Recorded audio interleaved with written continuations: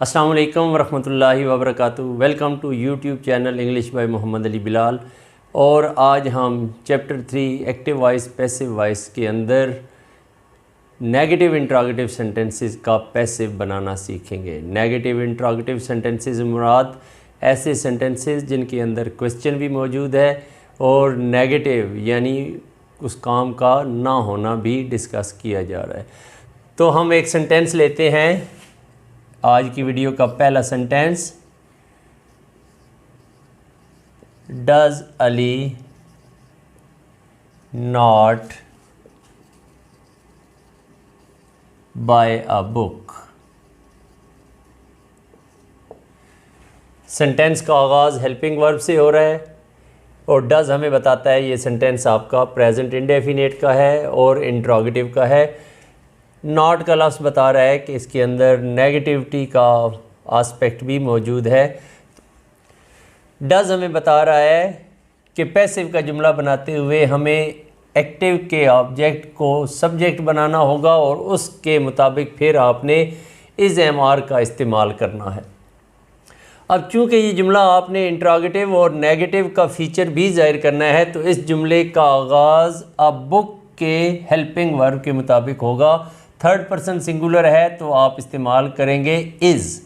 तो इंट्रोगेटिव का फ़ीचर ज़ाहिर होगा इसके हेल्पिंग वर्ब से इज़। अ बुक यहाँ पे सब्जेक्ट बन रहा है, इज़ अ बुक। अब हमने देखना है कि नेगेटिविटी को ज़ाहिर करने के लिए वैसे तो मेन हेल्पिंग वर्ब के बाद नॉट इस्तेमाल होता है, लेकिन चूँकि सेंटेंस नेगेटिव इंट्रोगेटिव का है तो इंट्रोगेटिव का आस्पेक्ट ज़ाहिर करने के लिए मेन हेल्पिंग वर्ब जुमले के शुरू में चला गया। तो अब आपके सब्जेक्ट के बाद नॉट का इस्तेमाल होगा। तो आपके सेंटेंस की सूरत ये बनी, इज़ अ बुक नॉट। और पैसिव में हमेशा आप वर्ब की थर्ड फॉर्म इस्तेमाल करते हैं तो buy bought bought. Is a book not bought और उसके बाद आप बाय लगाएंगे और फिर एक्टिव का सब्जेक्ट पैसिव में ऑब्जेक्ट बन जाएगा। तो इस तरह ये जुमला मुकम्मल होगा, is a book not bought by Ali और एंड में क्वेश्चन मार्क। सेंटेंस नंबर 2 देखते हैं। Am I not helping the poor?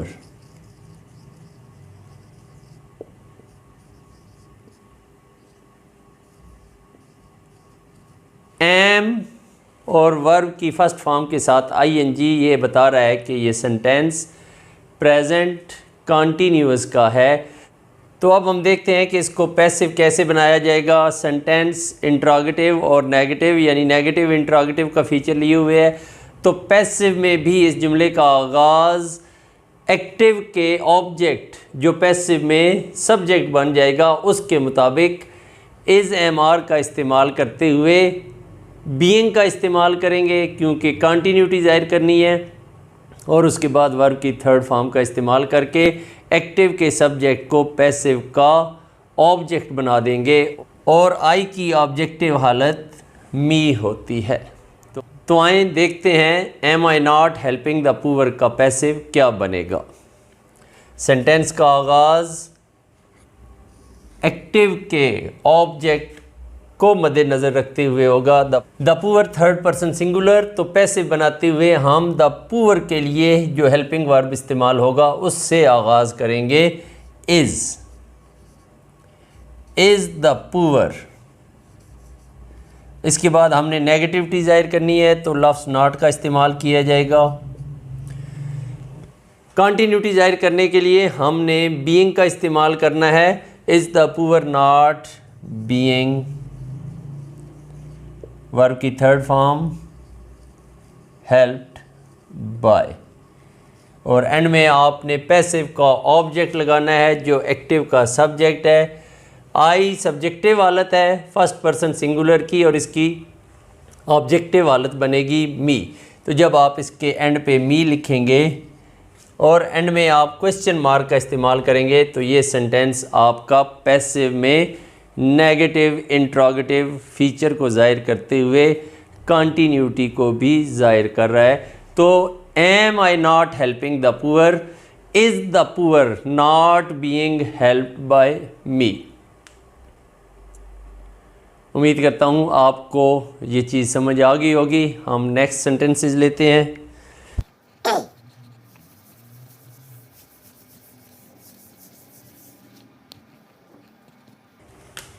Sentence number 3,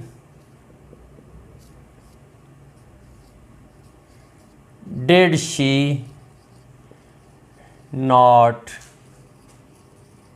wash the clothes.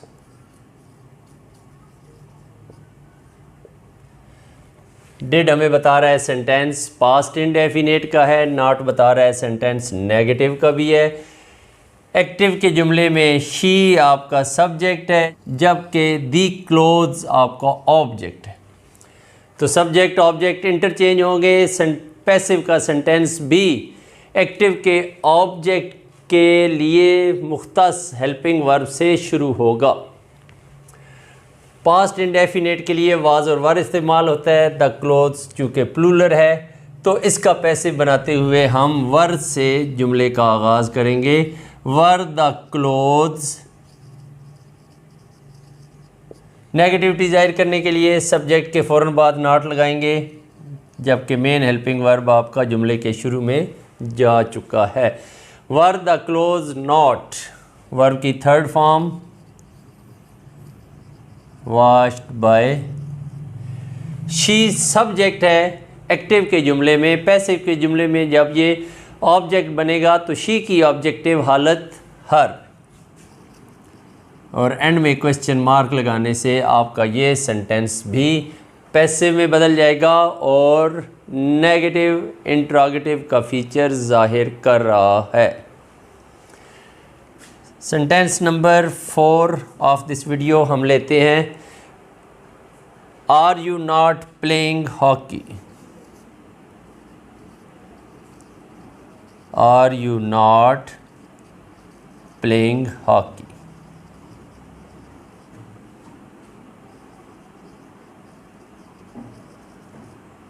और एंड में क्वेश्चन मार्क। आर हमें बता रहा है प्रेजेंट वर्ब की फर्स्ट फॉर्म के साथ आईएनजी कंटिन्यूटी को जाहिर कर रहा है।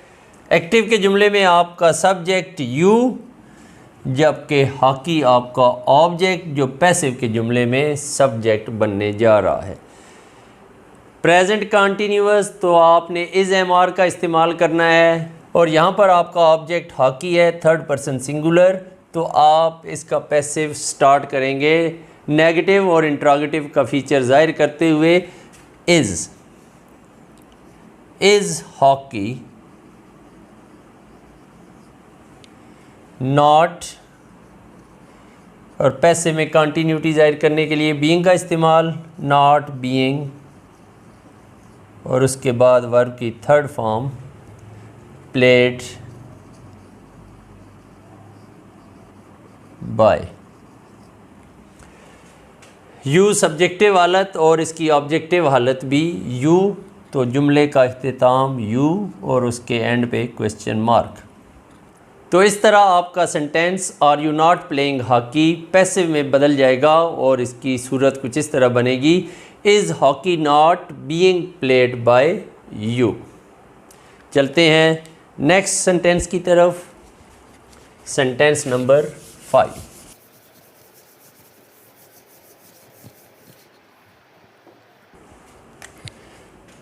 आते हैं नेक्स्ट सेंटेंस नंबर 5 की तरफ। Was I not waiting for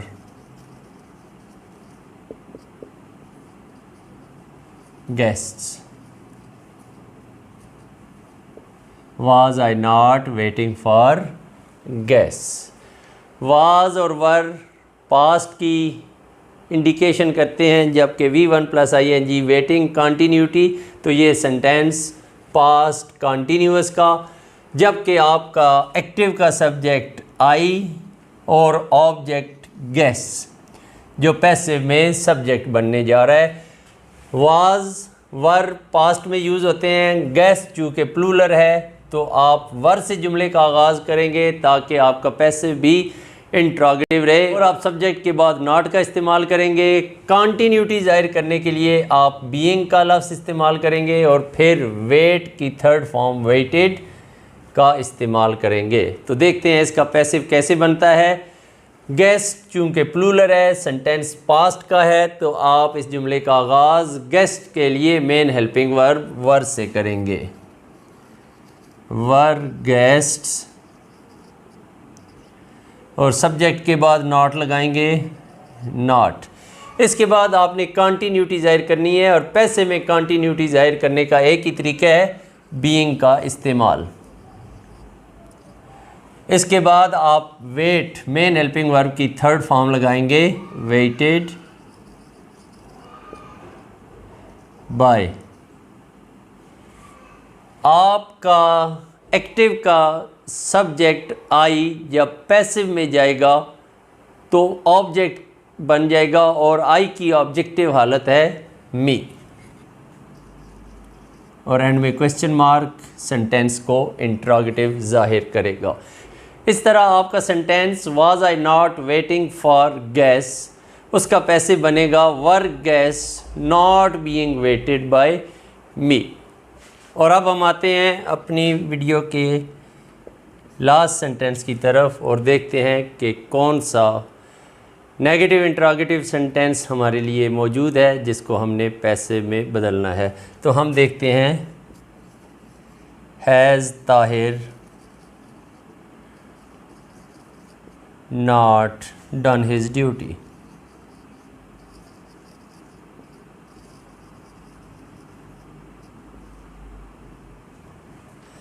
तो ये सेंटेंस आपके सामने परफेक्ट का और नेगेटिव का, हैज़ प्रेजेंट को ज़ाहिर करता है तो ये प्रेजेंट परफेक्ट का और नेगेटिव का सेंटेंस है।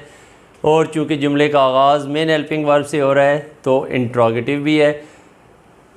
ताहिर एक्टिव के जुमले का सब्जेक्ट, जबकि हिज ड्यूटी आपका ऑब्जेक्ट जिसे पैसिव में सब्जेक्ट का रोल अदा करना है।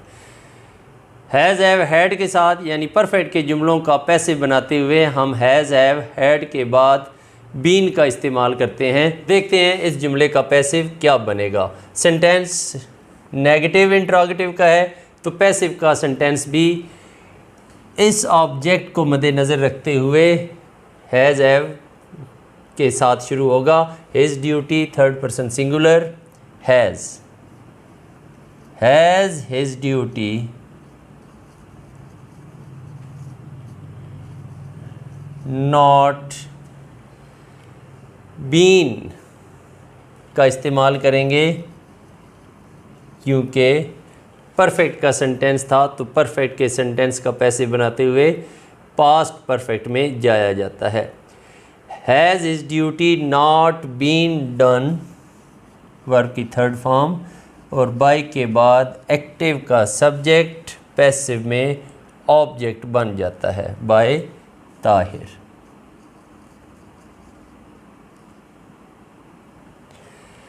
तो आज की वीडियो के लिए ये 6 सेंटेंसेस थे जिनमें हमने डिफरेंट टेंसेस और मैनर्स को देखते हुए उनके पैसिव बनाए।